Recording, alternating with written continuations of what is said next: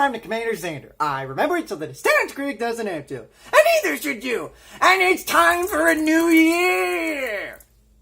But we're gonna do old things. Seeing as how it's still winter and Christmas lands in winter even though it's January, I'm gonna start the new year with some bonus Christmas reviews to make up for the fact that I only got to do 3 in December. And seeing as how I've already done the first Santa Claus movie, it only makes sense to do the other 2. So we're going to start with the Santa Claus 2. A notch below the original, but the plot is just about as well written as the first one, where the Santa Claus is once again back alive, and this time he has to find a wife.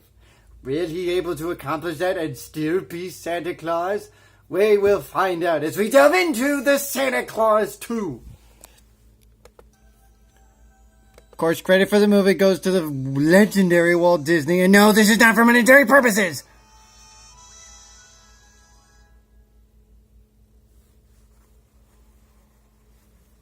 As we start our movie in, where else? The North Pole. And a plane flies over!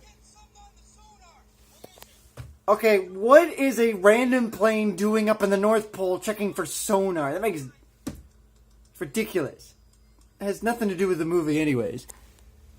It just gives you a fucking excuse to play one of the jingles.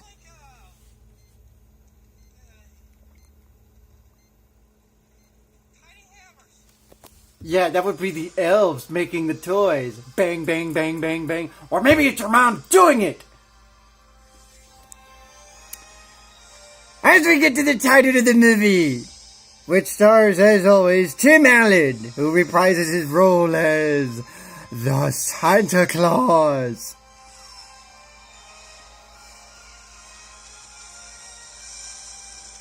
Now, at this point, the CGI is way fucking better. So, you're not going to have, like, reindeer puppets. They're actually going to be CGI animated. And yes, you have your elves. And yes, there is a situation that involves Santa Claus. Red alert, there's a plane flying over. Request to fire the nuke missile. Over. Of course they're able to lure it away, but what kept it alive and well? That's right. The sound of Santa Claus is coming to town. Where in the world is that coming from? Oh my god. An elf enjoying. Great! Santa James Brown! I like it! Of course, they kill the music and there's no radar left. What Spooky Robinson thing? There wasn't any Spooky Robinson thing. This, of course, is Curtis. Elf number 2, behind Bernard, elf number 1. All right, everybody. Let's get back to work. Curtis, you're 900 years old. Grow up. Yet he looks like a child! Hence he can't grow up! Come on! What's the problem with expressing your inner child? It's done wonders for me!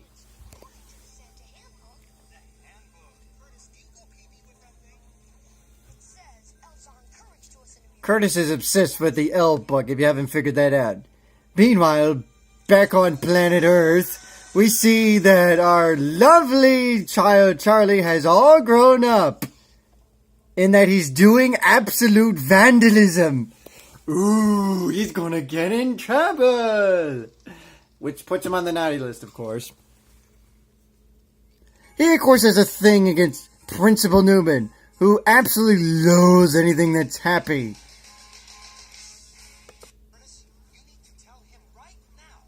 Curtis needs to tell Bernard 2 things. 1, that Charlie's on the naughty list. He, of course, is referring to Charlie Sheen. He's never going to straighten out. That's why he has AIDS. Of course, he realizes that it's his Charlie. Charlie Bucket! Because he gotta go to take it. No, I'm just kidding. Also, there's something else he's gotta do. The Mrs. Claus. That's right. He gotta get married, or else he can no longer be Santa Claus, as the desantification has begun. He's thinning out. His beard is going bye-bye. Basically the reverse of what he had to deal with in the first Santa Claus movie, where he slowly but surely became Santa Claus. He's now slowly but surely returning to Scott Calvin. Unless he gets married.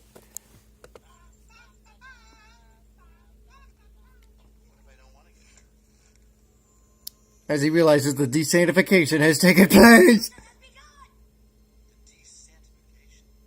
That's right. He can't be Santa Claus anymore. So, what do they do to try and solve this problem? Curtis comes up with a clever idea. Make a toy Santa! This is gonna end badly. I can feel it. Of course, this allows Scott Calvin, with the help of Comet, to go fly off. Meanwhile, Toy Santa is going over the rules.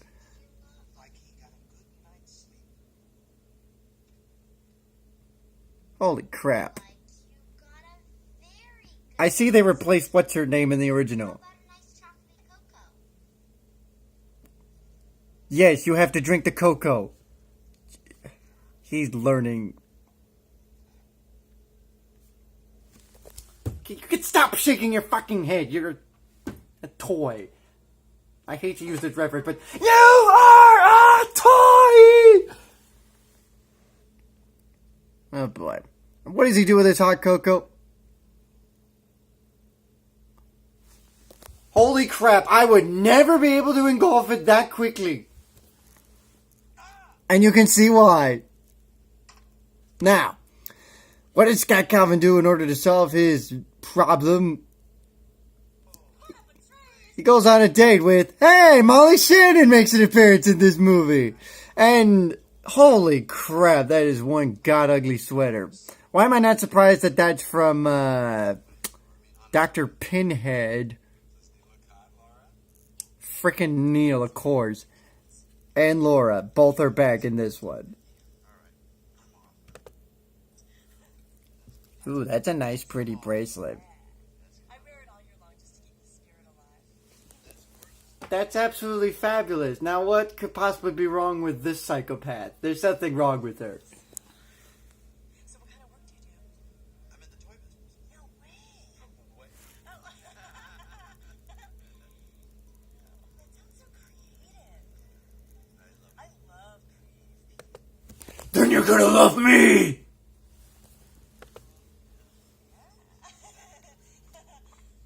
She, of course, is a singer. And she sings country western music. God damn it.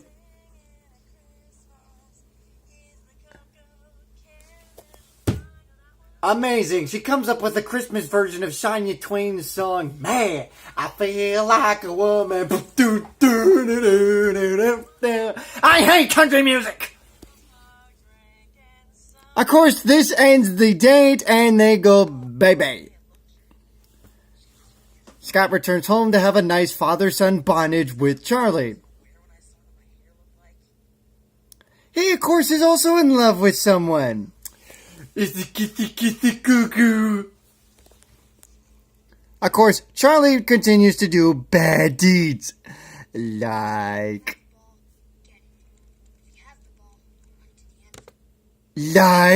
not Toy Santa. More vandalism!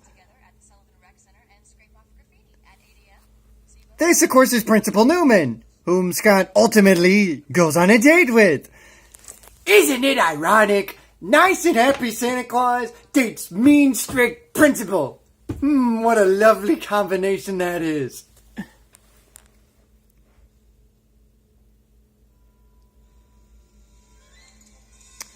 Meanwhile, at the North Pole, Toy Santa is obviously disappointed about something. Something just doesn't add up. While that's going on, Scott Calvin is doing community service with the vice principal.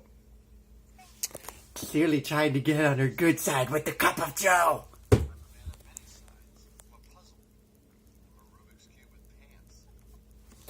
A Rubik's Cube with pants, huh? You're hilarious, because it's Tim Allen. Of course he's funny. Hence, tagging is serious and Hence, you need to be quiet. Hence, you need to do your work. Hence, I'm the boss. I love saying hence. Trouble with one, take care of hundreds. Right? Doesn't matter. Could depend on 3 gallons of cocoa. So what does Toy Santa do to solve his little problem? He makes a toy soldier, he enlarges it, and then duplicates it so he can form a dictatorship army. He's turning into Trump! Why is he turning into Trump, you might ask? Because he's going to give coal to the needy. Meanwhile, Scott and Principal Newman go on a date. Oh, by the way, in case you haven't figured it out, he's reduced himself back to normal, and with a magical watch, he's able to count down how much magic he uses up. Right now, he's up to, let's see, 4. 1 for the child, 1 for the sleigh, and 1 for each of the horses. Right now, he's down to 6. Oh, yeah, and he's going to waste more with snow. And then, at the meeting, which, oh, by the way, is a nice, pleasant, I'm just here just to cross off a checklist type deal, Scott tries to entertain the folks by playing Secret Santa. Gee, that makes sense. I wonder where he came up with it. Oh, yeah, because he's Santa Claus. Nice tree, by the way. Of course, that costs a shit ton of magic. Everybody's enjoying their presents, and oh my god, it's alive! Principal Newman gets a baby doll. Cute. Oh yeah. And if that weren't enough, he's giving everybody coal. And who gets the toys? Dictator Santa. Get it, dictator, because he's a toy, but he's also a dictator. He's more like Trump. He's the 1%. He's giving coal to the 99%. Just like Trump is giving taxes to the 99%. Because he thinks he's so wealthy right now. Well, guess what? You're in trouble. You're going down. In 3 years, we're going to have Harrison Ford for president and the Democrats will reign supreme. Damn it.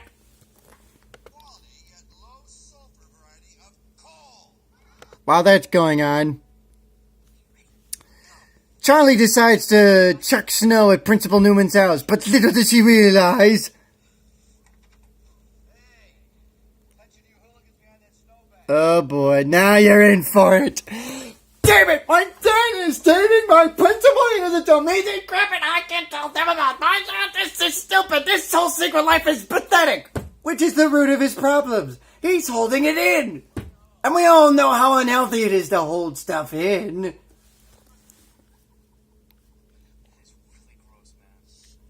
How do the others know that it's him anyways, just because of his voice? That's kind of pathetic. So, of course, Scott Calvin confesses to lovely, lovely Principal Newman the truth be told round the world. I am Santa Claus! She doesn't take it, of course, and boots him out.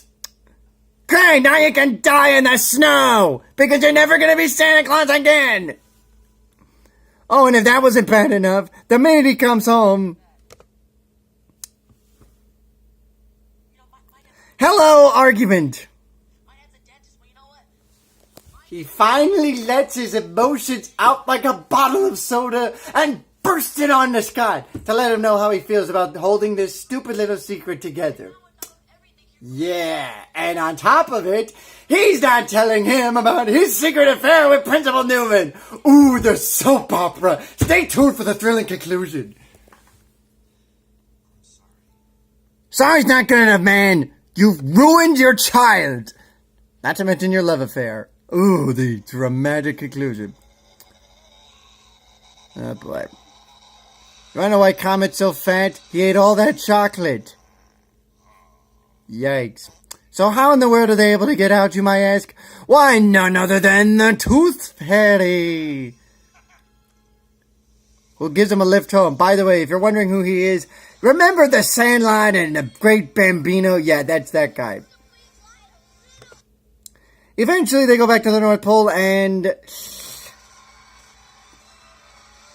they have to stop the toy Santa from escaping with the coal, while the rest of the elves go after the toy soldiers. How does this battle conclude, you might ask? Well, after some Toy Story references,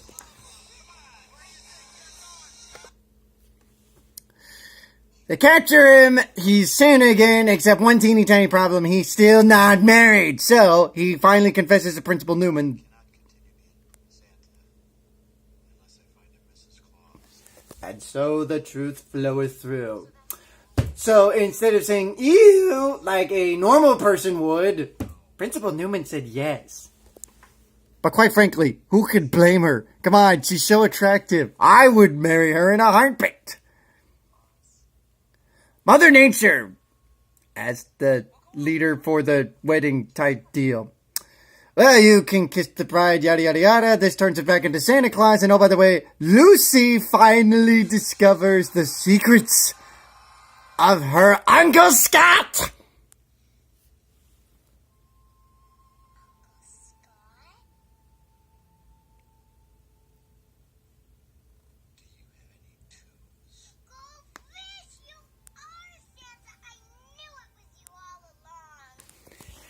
Very bright girl. She's got a bright future ahead of her. As an awesome actress. Is